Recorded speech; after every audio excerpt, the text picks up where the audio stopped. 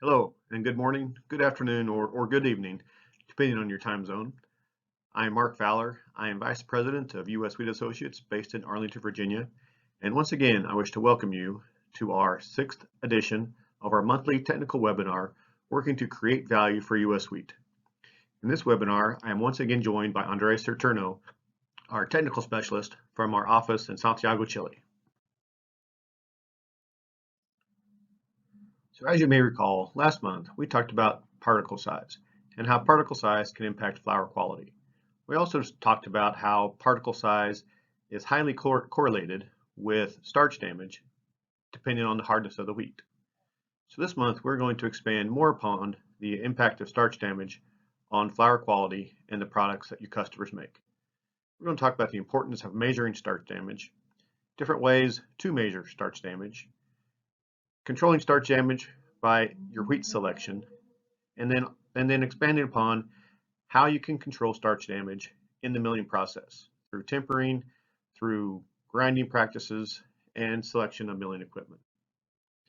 We're also going to go into detail about the impact of high starch damage on different wheat products.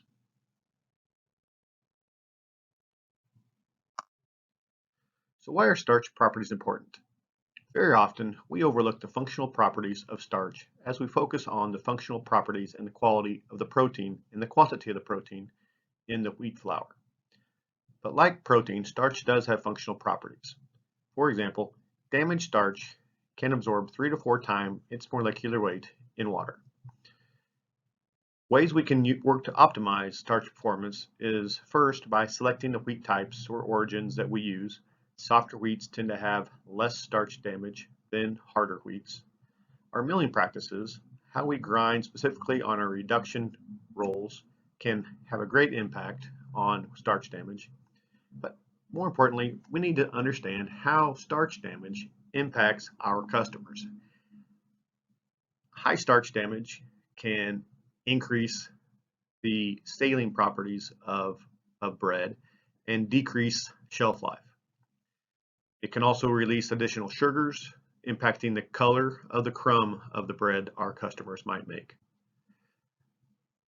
Increased starch damage can increase cookie spread. And more importantly, it can impact the efficiency of the bakery by increasing cooking time by requiring to bake off unnecessary water absorption from the cookie or cracker dough. Before we get too far into this presentation, let's just take a minute to mention a few reliable methods to measure starch damage. First of all, SRC. At US Wheat, we promote the use of SRC to optimize the performance of soft white wheat in cakes and noodles, primarily focusing on protein functionality. It's also important to note that SRC is an important measure of starch damage. The 5% sodium carbonate solution in the SRC test does measure the quantity of starch damage in flour.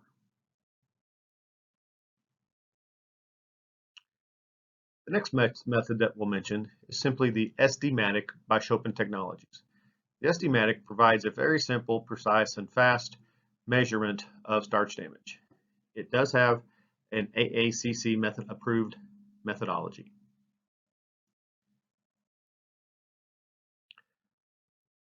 The third method of starch damage measurement that we'll mention in this presentation is a starch damage assay kit Megazyme. Megazyme also has an AACC approved method and is also very highly correlated to the sodium carbonate SRC method in measuring the percentage of starch damage in your flour. And of course, this is a US Wheat presentation, so we have to mention our 6 unique qualities of US Wheat and the different ways that they impact starch damage. Now, we won't go into great detail, but basically, the softer the wheat, the less starch damage you will have in the flour that you produce. So our soft white and soft red winter classes of wheat will have the least amount of starch damage, regardless of your grinding practices.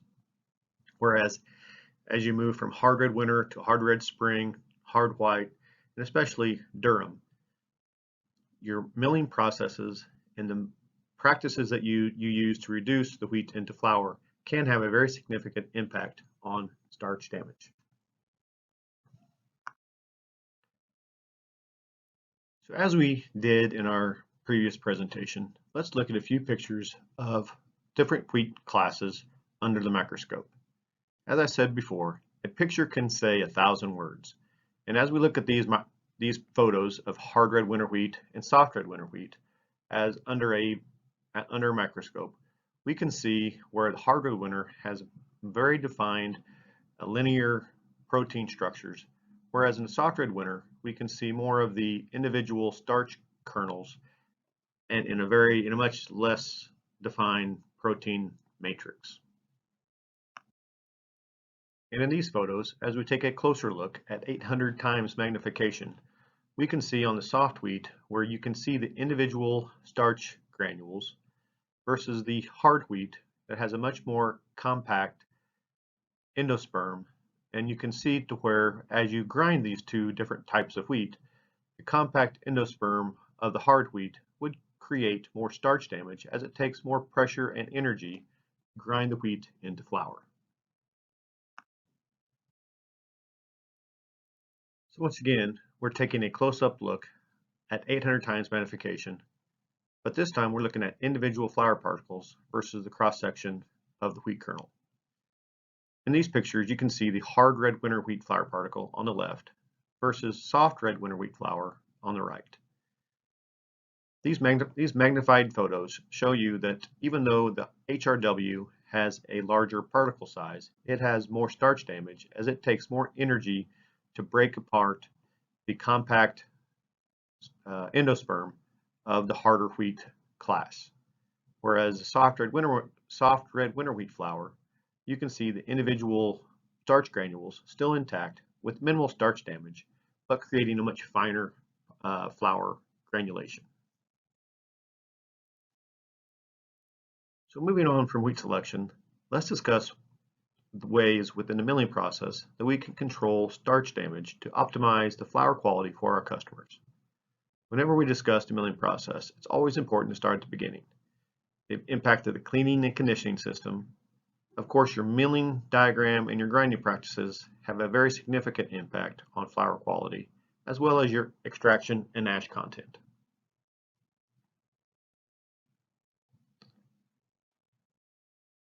So from the beginning of the process, after we've cleaned the wheat, we go into the tempering and conditioning stage. Now, the most important aspect of starch damage as relates to tempering and conditioning is the target moisture content. Drier wheat tends to have higher starch damage.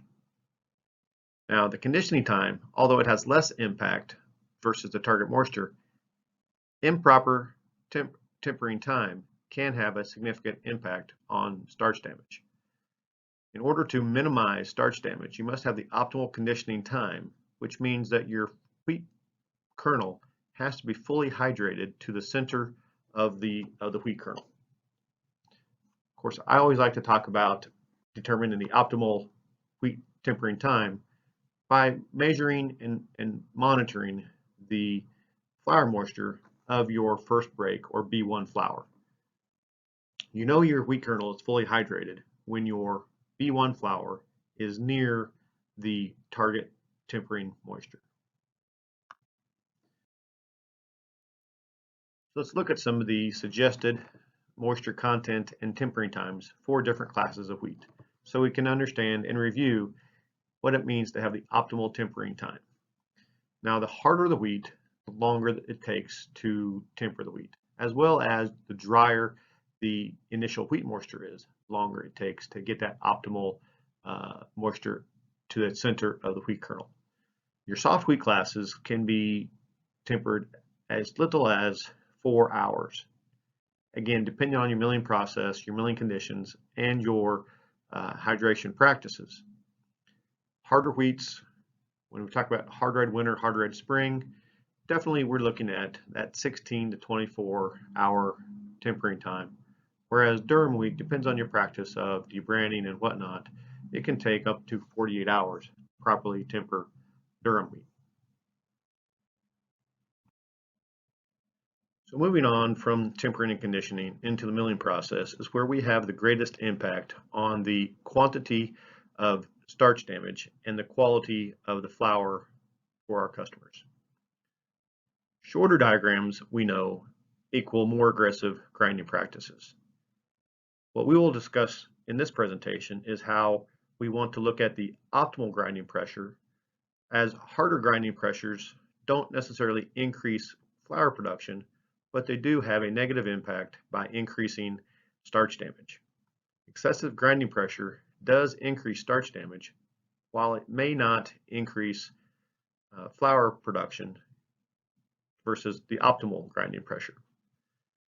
We also know that increased starch damage does correlate well with higher ash content in the secondary reduction passages or tail end passages of the mill.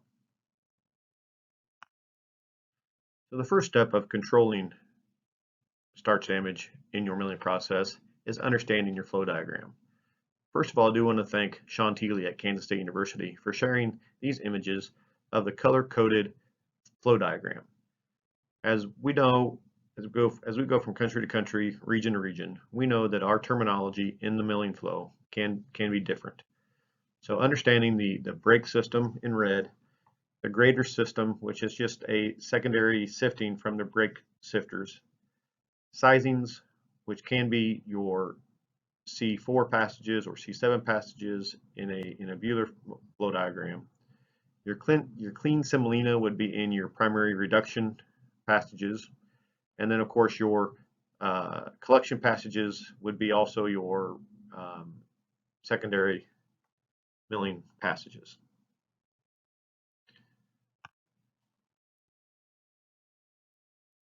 But looking at the flow diagram across the top, looking left to right, is a better way to understand the quality.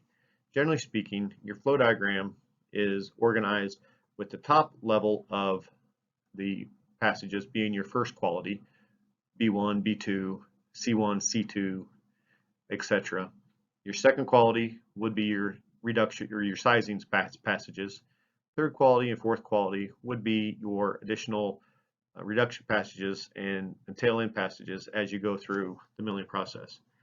Your fourth quality would also include all of your secondary equipment, such as brand dusters, Schwartz dusters, etc. in your flow diagram.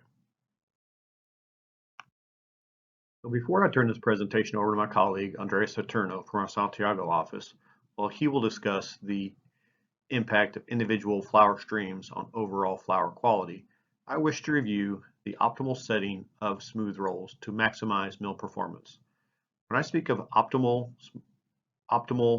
roll performance, I mean maximizing the amount of flour from each roll passage without having excessive grinding pressures to have a negative impact on flour quality.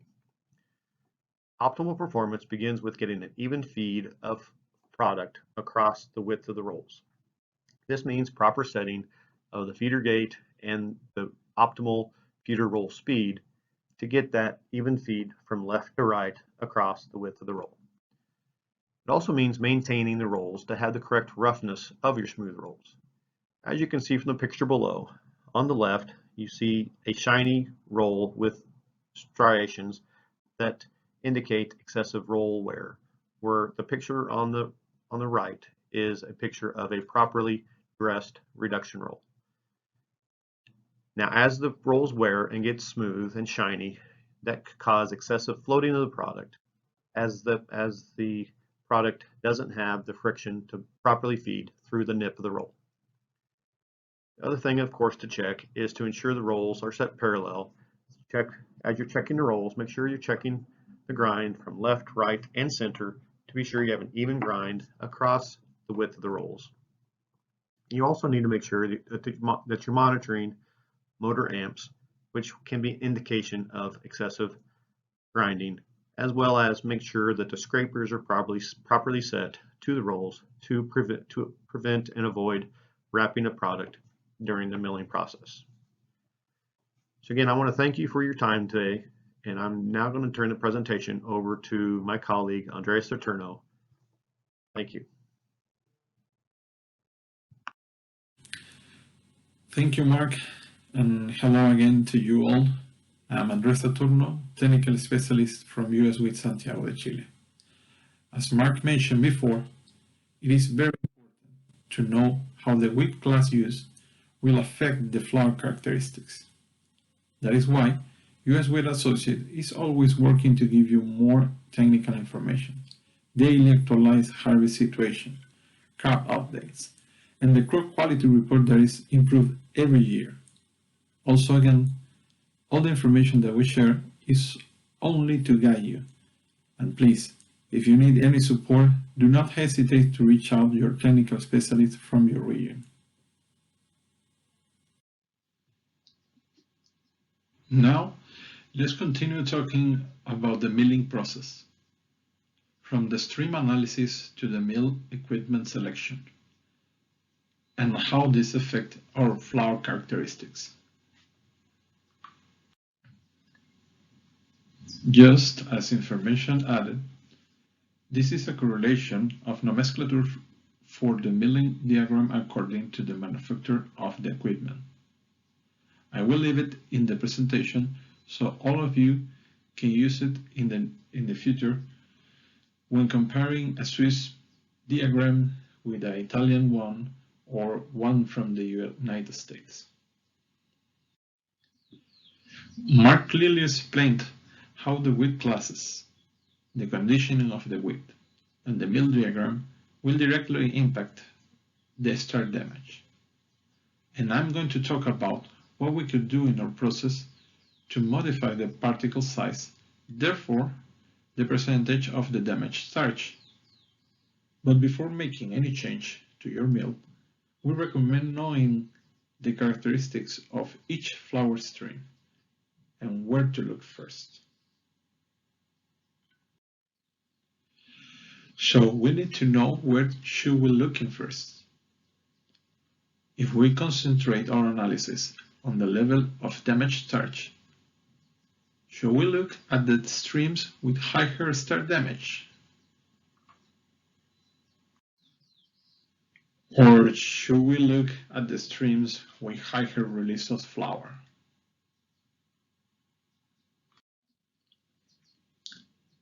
If you need to increase the start damage to have more water absorption in bread flour, or decrease it for cookie and biscuit flour, we must look into the streams with higher start damage and a significant release of flour.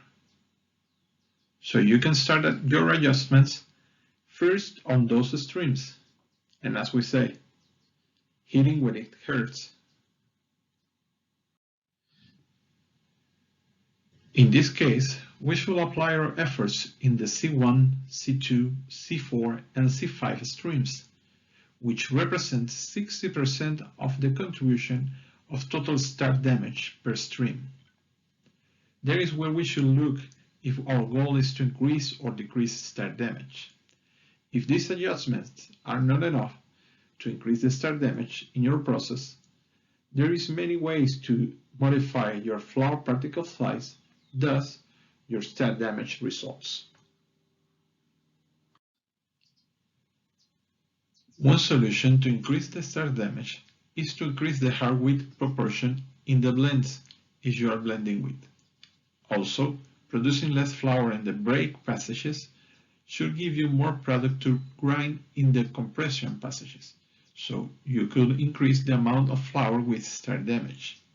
And closing some flour sieves to grind this product will increase the start damage too. This action should be accompanied by technical supervision and controlled to key performance indicators, especially the kilowatt consumption on each stage of the grinding process. For example, the narrower the gap between the rolls, the higher the pressure and the kilowatt consumption, and the more likely the starch will be damaged. But more of the surface of the roll will be wear. Fluted rolls break granules, and smooth rolls crack the granules. That is why break passages produce flour with low levels of damaged starch, but are very important to produce large quantities of semolina that will be reduced into smaller particles, or flour. Here is an example of the impact in the alveograph results when changing smooth rolls for fluted rolls. On the left, we can observe a higher p-value on C1 and C2 using smooth rolls, which means a more elastic dough that is related with higher start damage. And on the right, we can see how the flour from both C1 and C2 gets more extensible with higher L value when we install a pair of fluted rolls. As a last resource, we can do a few modifications in the mill flowchart, like bypassing the impact detector. This equipment helps to separate the particles that add together by accession. This separation generates more product passing through the sieves. If we are looking to increase the damaged starch, we could bypass this equipment totally or partially, so more product remains on the sieves and gets reground. That could increase the damaged starch in the next passage. Another modification could be adding a pearling or debrining. Many studies have shown that intensive scouring may decrease the starch damage in hard wheat flour. Okay, we gave you some ideas of how to increase or decrease the damaged starch by modifying or adjusting your milling process. Now, courtesy of Chopin, here we have an equation to determine optimal values of damaged starch using the value of the protein of the wheat. Of course, this is an approximation of the optimal value because it will depend mainly on the wheat hardness, but this is a good starting point. Here is an example of the impact in the bread volume when we try to increase the flour extraction to get more starch damage and water absorption. In this case, increasing it from 73 to 74% is a good option, but when we pass over the 75% of extraction, you will increase the starch damage and water absorption, but the bread volume could decrease. But why does it happen? When we increase the flour extraction, we are getting closer to the almidón layer, where most of the pentosanes are. With higher amounts of damaged starch and pentosanes, the glutenine starts to fight with these polymers for the water. And when the extraction rate is too high for that weight, the gluten starts losing the bottle and loses the strength to hold the bread volume. That is why we recommend measuring not only damaged starch, but pentosanes too. And that is why SRC measurement is very useful. Now let's see what happens in different products when the starch damage is too high. In bread, high starch damage may increase the sugar available for the yeast, resulting in an intense yeast activity that produces too much CO2, reducing the gas holding capacity and decreasing the bread volume. Also, it may increase the retrogradation of the amylopectin and the firmness of the crumb, negatively affecting the quality of the fresh product and decreasing its shelf time. In addition, by increasing the available sugar, much of it may not be processed by the yeast and will be baked, increasing the formation of the acrylamide in the bread. Stickiness appears when the water is added to the flour and is not properly absorbed or retained by the dough. This phenomenon occurs when starch damage or pentosanes levels are too high. Also, sticky dough causes process matching problems, mainly in mixing and shaping. Broken cookies inside the packaging and the dimensions out of standards. These are related to a poor water distribution between the three main polymers in the dough responsible for water absorption: gluten, damaged starch, and pentasense. Maybe because of a higher extraction, or N, the quantity and quality of the wheat protein that could be too strong. Pasta and noodle production is affected by the amount of damaged starch. Low levels of damaged starch are equal to less water needed to reach the right viscosity level for the dough. Consequently, we can save energy in the drying process. As a summary, we want to highlight that each product and each market requires different amounts of star damage.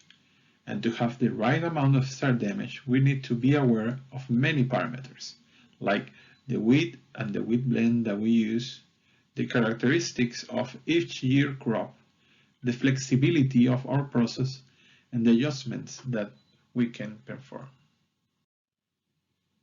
We must know the impact of any change in our process.